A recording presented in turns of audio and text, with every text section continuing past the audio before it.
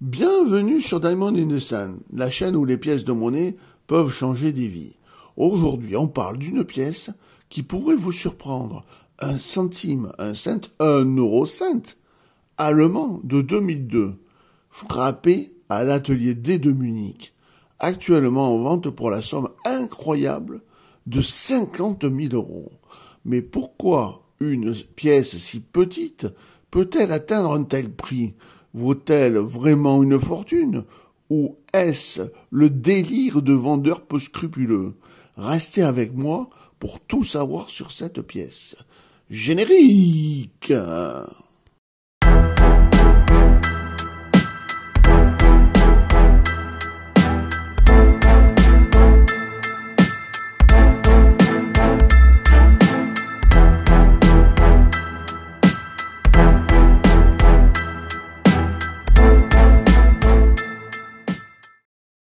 Avant de commencer la vidéo, je vous pose une question. Avez-vous des euros rares ou des euros que vous voulez vendre bien au-delà de leur valeur faciale?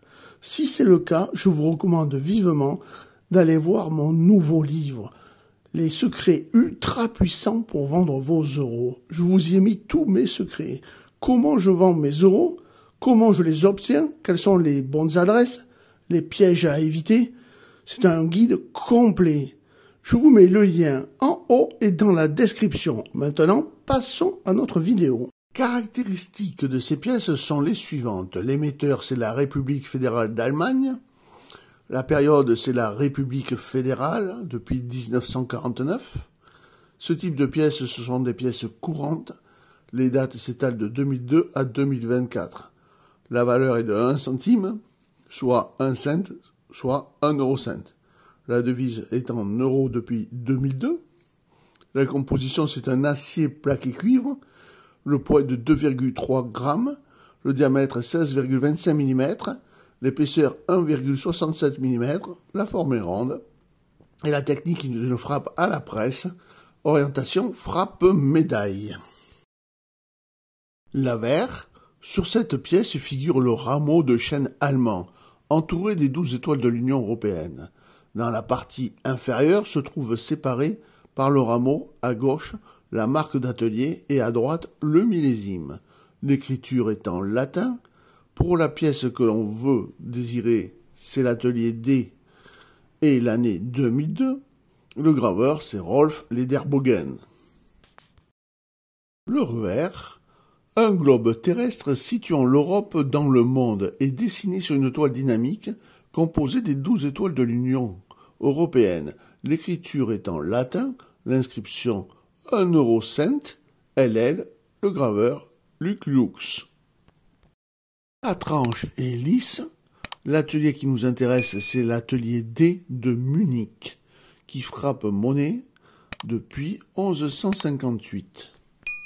Alors, selon la vendeuse, ce qui rend cette pièce de 1 eurocent unique, c'est qu'elle aurait été fabriquée dans un acier particulier et qu'elle n'a pas exactement la même couleur que les autres.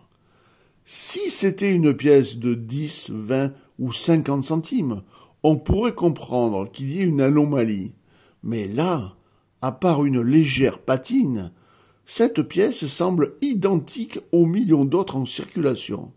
Alors, est-ce vraiment une pièce exceptionnelle ou une simple tentative de gonfler sa valeur? Et non, cette pièce n'a absolument rien d'extraordinaire. Elle est identique aux 840 millions d'exemplaires frappés par l'atelier de Munich en 2002. Sa valeur réelle, en état UNC, sortie du rouleau, elle vaut environ 5 €. C'est pas mal pour une pièce de 1 centime, mais on est très très loin des 50 000 € annoncés par cette vente. Encore une preuve qu'il faut toujours vérifier les informations avant de s'emballer. Merci d'avoir suivi cette enquête sur Diamond in the Sun. Pensez à vous abonner pour d'autres vidéos numismatiques. Et à bientôt pour une nouvelle découverte. Des idées cadeaux de Noël pas chers, c'est le moment d'en profiter. Des cadeaux pas chers. très intéressant et très utile si vous aimez les commémoratives. Voici mes deux derniers livres. Le premier, c'est le livre allemand où je vous ai mis toutes les commémoratives de 2006 à 2024 et surtout je vous ai mis tous les tirages et les tarifs. Par exemple, 2006, vous avez la photographie de la pièce, la description de la pièce et surtout tous les tirages, que ce soit en UNC, en BU ou en BE, et ceci pour les 5 ateliers allemands. Pour le livre français, il est encore plus complet.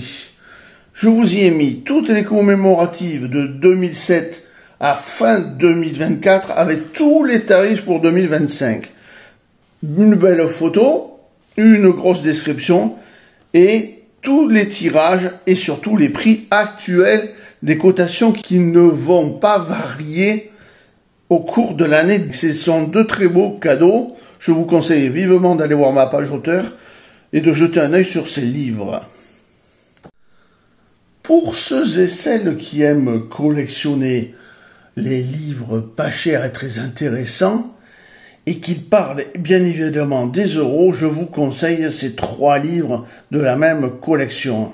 Vous y trouverez comment collectionner les euros français, espagnols et allemands avec tout ce que cela peut comporter, c'est-à-dire les pièces communes que vous trouverez dans votre portefeuille, mais aussi des pièces beaucoup plus rares, des commémoratives et même des euros fautés. Je pense que ces livres feront le bonheur de beaucoup de collectionneurs. Comme vous pouvez le voir, ils sont très complets. Il y a même les colorisés et les fautés. Mais attention, ces livres ne contiennent aucun tarif. C'est juste pour apprendre à collectionner les euros. Très beau cadeau. Pour ceux qui aiment la recherche des trésors, et surtout des trésors qui n'ont jamais été découverts, mais qui sont bien existants, je vous conseille un de ces 3 livres. Le tome 1, le tome 2 et le tome 3, voire même les 3. Je vous mets pour chaque tome des explications, sachant que je vous mets un département avec un trésor. Là, ce sera des départements qui commencent la France, le milieu et la fin de France. Donc, vous en avez un peu pour tout le monde. Mais, si vous êtes vraiment un acharné des trésors, je vous conseille mon dernier livre, Le Trésor des Templiers. Donc déjà, si vous êtes amoureux d'histoire, vous allez aimer ce livre, car je raconte beaucoup de choses sur les Templiers. Comment ils sont nés, comment ils ont été vaincus, comment ils ont prospéré. Et je vous dis aussi comment mon père avait découvert un trésor. Par contre, je vous dis là, dans ce livre, pour chaque département, je vous mets au minimum 2 trésors. Par exemple, pour le Morbihan, je vous dis la ville, je vous dis la légende du trésor, où se trouvait la commanderie, et exactement les indices pour chasser le trésor. Et je vous mets même des conseils pour que vous puissiez le trouver plus rapidement avec le matériel adéquat. On ne prospecte pas en forêt comme on prospecte dans un souterrain. C'est un livre fort intéressant. Je vous le conseille franchement, même je vous le conseille en ajout des 3 autres livres. Vraiment, ceux qui aiment la chasse au trésor, vous trouverez votre bonheur dans ces 4 livres.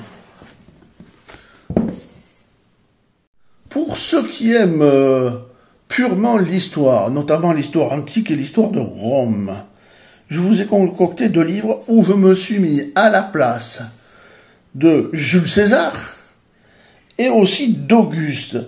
Ce sont des livres faciles à lire et je me suis mis vraiment à leur place, c'est-à-dire que je suis dans leur tête, mais tous les faits que vous rencontrez dans ces livres sont historiques, mais vus d'un point de vue personnel. Donc je vous les conseille, ils sont très intéressants à lire. Et n'hésitez pas, ils sont pas chers non plus. Et enfin, pour ceux qui aiment Napoléon Ier et surtout les pièces en or. Alors là, je vous ai sorti un énorme pavé. Il est très volumineux, il est très large, très grand. Et il y a toutes les pièces que vous trouvez de Napoléon Ier, des pièces françaises. Je ne parle pas des pièces d'autres pays, italiennes et tout ça. Mais en plus de ça, je vous mets, c'est très complet, combien vaut la pièce selon l'état, selon l'atelier et selon la date. Je vous mets bien sûr comment est représentée la pièce, tout le descriptif de la pièce. Donc ça, c'est vraiment pour les collectionneurs d'or et d'argent. Si vous avez des Napoléons en or et d'argent, vous y trouverez votre bonheur, car le livre vous référence vraiment toutes les pièces. Comme cette magnifique pièce-là que je voudrais bien avoir, mais que je n'ai pas encore. Vous voyez, c'est parfait. Voilà. Un très beau cadeau pour Noël aussi.